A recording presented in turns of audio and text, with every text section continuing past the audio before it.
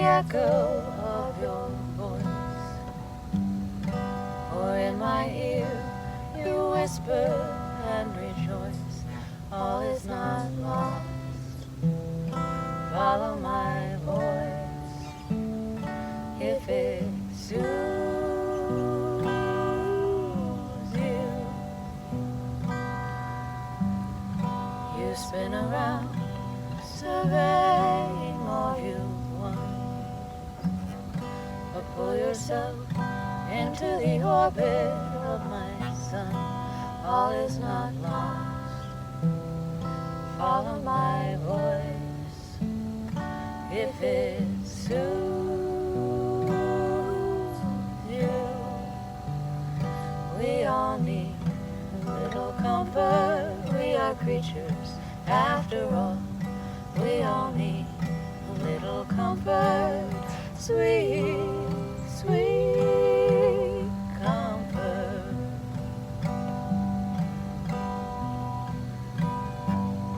You could drown, you could fantasy of all you. Here you grasp, you call my hand against the floor. All is not lost. Follow my voice if it soothes you. We all need little comfort. We are creatures after all. We all need little comfort. Sweet, sweet comfort.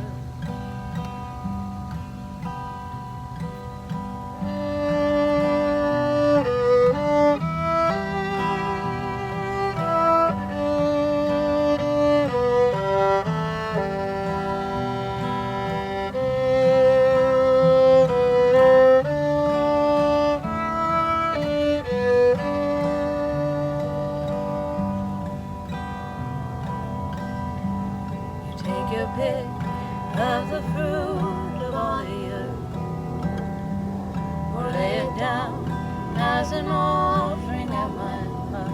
All is not lost. Follow my voice if it soothes you. We all need a little comfort. We are creatures after all. We all need little comfort, sweet, sweet comfort. We all need little comfort. We are creatures after all. We all need little comfort, sweet, sweet comfort.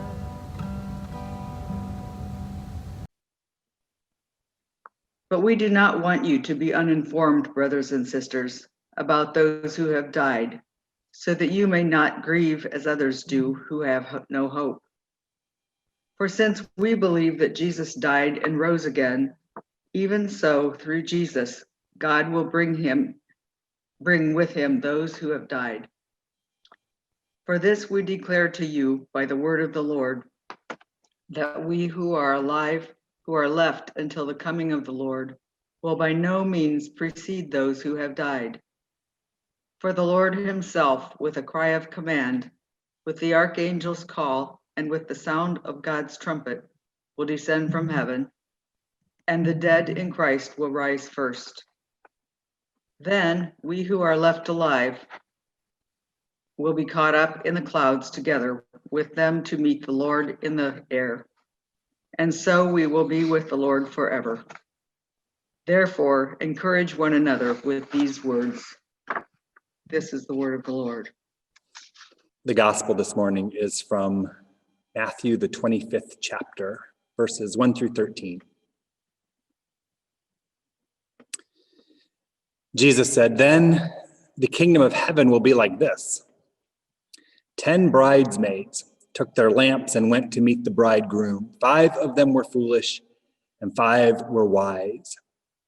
When the foolish took their lamps, they took no oil with them, but the wise took flasks of oil with their lamps.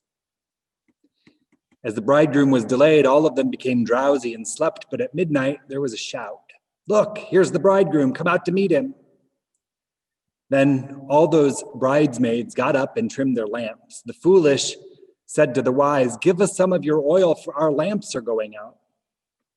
But the wise replied, "No, there won't be enough for you and for us. You'd better go to the dealers and buy some oil for yourselves." While they went to buy it, the bridegroom came, and those who were ready went with him to the wedding banquet, and the door was shut. Later, the other bridesmaids came also, saying, "Lord, Lord, open to us." But he replied, "Truly I tell you, I do not know you. Keep awake, therefore, for you know neither the day nor the hour." The gospel of the Lord. This is a strange parable indeed, for the strange time we've been living through this past week and for whatever lies ahead of us in the days to come. And yes, I'm talking about our country's presidential election that has caused most, if not all of us, some measure of stress and anxiety and frustration and even fear, it's fair to say, in too many cases. It might seem like a stretch, and I will be curious to see what other preachers do with it this weekend. But I couldn't help but think about those bridesmaids in Jesus' story because of it all. There were 10 of them, remember? 5 were foolish, 5 of them were wise, half of them got into the party. Half of them got shut out. Half of them won, and half of them lost, you might say. Sound familiar? And of course, there was all that waiting too. For the bridegroom, as far as the parable goes, while so many of us were waiting on pins and needles, it seemed, for the announcement, some announcement, any announcement about who the president was going to be come January. And the announcement came yesterday afternoon, whether we love it or hate it or believe it or buy it, whether we are ready for it or not. Now, I'm not going to get into who might be foolish and who might be wise in all of this. The hard but holy truth about that for those of us at Cross of Grace and all around our country, really, is that we find ourselves lined up all along the political spectrum. And the other truth is, no matter who you were waiting on or hoping would be announced as the winner this week, neither one of them measures up to the bridegroom who is our Messiah in Jesus' parable. And the other truth is, too much of the time for too many people, parables like this one are used to determine what it means to be and who is not just wise or foolish, but who's right or wrong, who's in or out, who are the winners or the losers, who are welcomed or locked behind the door when it comes to the kingdom of God. We love to make winners and losers out of each other, don't we? There's something about human nature that makes us want to choose sides. And that's one way to look at this parable for sure. I imagine there are plenty of preachers and pastors today talking about what it means to be wise or what it means to be foolish, about preparing or not, all in an effort to be on the right side of God's banquet hall door before it slams shut in our faces. But we are a people who claim and who have been claimed by God's grace for the sake of the world.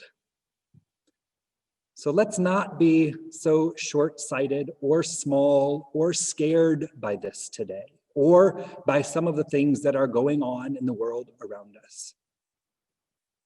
Because I started to wonder something else this week and yesterday afternoon, really, about Jesus' parable of the bridesmaids for a change.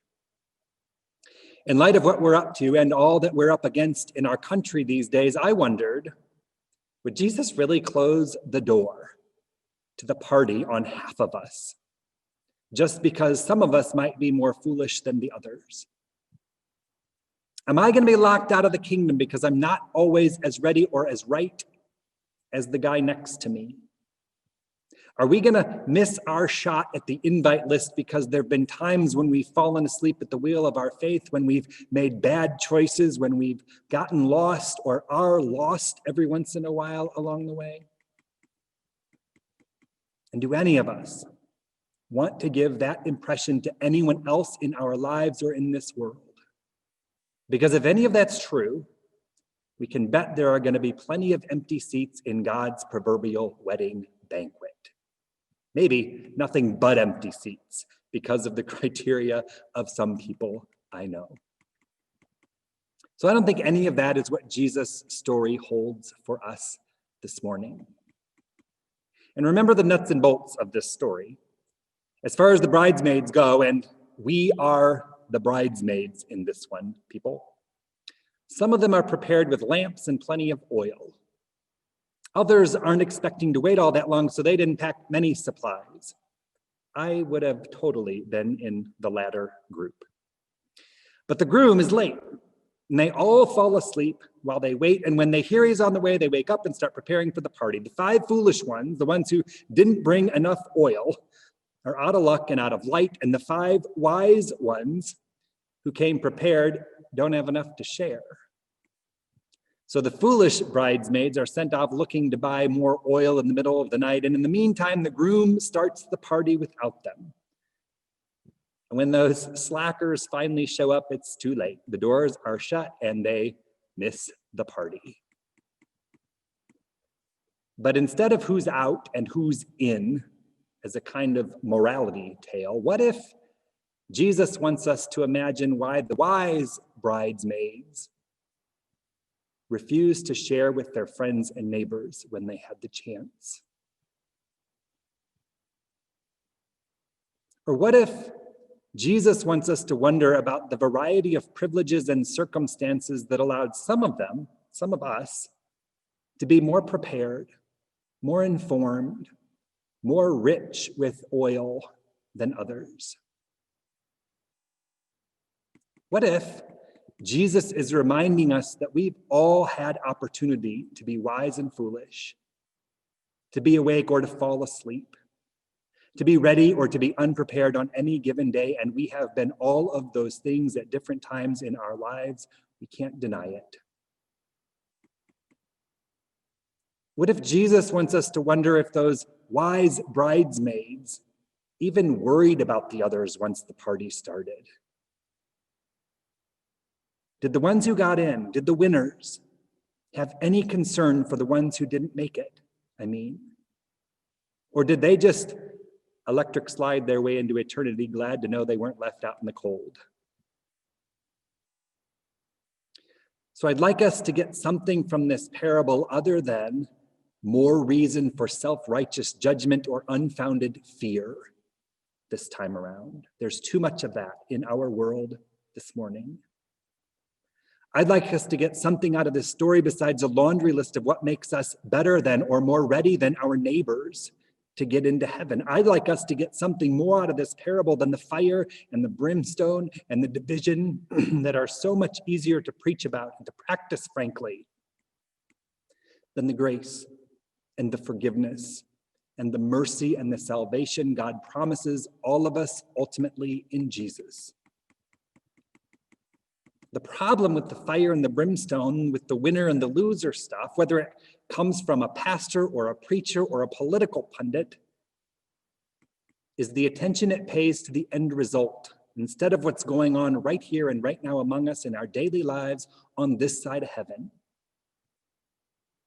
See, I like to remember, we just had a full discussion about this in our Bethel series class Thursday night, that as often as not, when Jesus talked about the kingdom of heaven, which is what that wedding banquet represents, remember, Jesus was talking about life on this side of the grave, not always or only about life on the other side of it all. The kingdom of heaven is alive and well among us.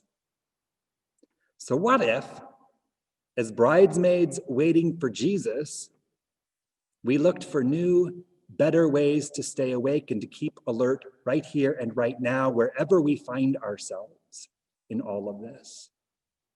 And what if the lamps we light, What if the light we shine for the sake of the world doesn't really have anything to do at all with oil? What if the light we shine comes from whatever grace, mercy, and peace we can extend? From whatever humility, forgiveness, and hope we can share? From whatever generosity, love, and kindness we have to offer? What if we were wise enough to share those blessings with each other more openly these days? What if we could muster a holy, sincere sort of curiosity about all those who are feeling lost, or like they lost, or that they've been locked out of a party for some reason? Maybe because they voted differently than we did. Maybe because they've been told their whole lives that banquet wasn't for them. Maybe because the system is so stacked against them, they can never seem to get their fair share of oil. This is about more than red and blue and left and right, after all. What if we worked harder to make sure all would come to experience something of God's kingdom of justice and joy right here and right now, knowing and believing and living differently? Because we are each going to end up at the same heavenly banquet in the end. Thanks be to God. Amen.